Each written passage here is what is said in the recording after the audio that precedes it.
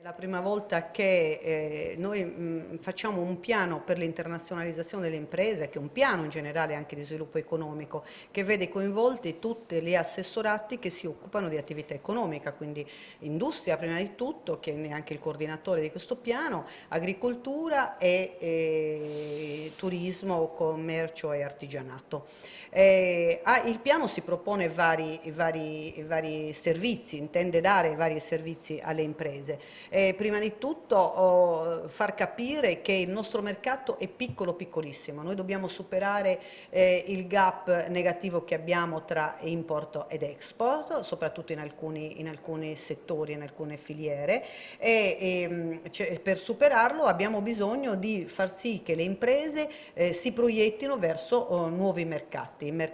Abbiamo individuato per questo alcuni mercati obiettivo, ad iniziare dall'Europa, che è quella più vicina a noi e con le quali abbiamo più dimestichezza, ma anche ai mercati orientali, ai mercati del Nord Africa, del Nord America, e abbiamo contemporaneamente individuato alcune filiere verso le quali la nostra azione si deve dirigere e sulle quali su queste filiere dobbiamo intervenire con più forza. E noi abbiamo una regione dove le imprese sono piccole, talvolta piccolissime. Da sole queste imprese non riuscirebbero mai a penetrare nei mercati internazionali. Abbiamo quindi bisogno, quasi costringerle, se posso usare questo termine, ad aggregarsi per insieme fare più forza e quindi fare piani mirati per queste aziende aggregate.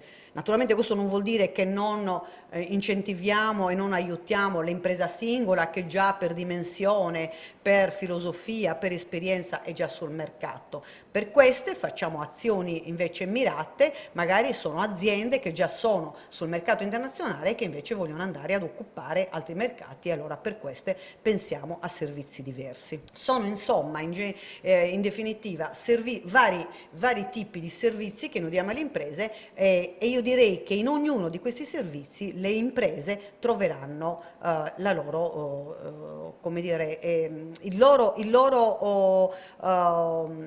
lo strumento più adatto per la loro azione.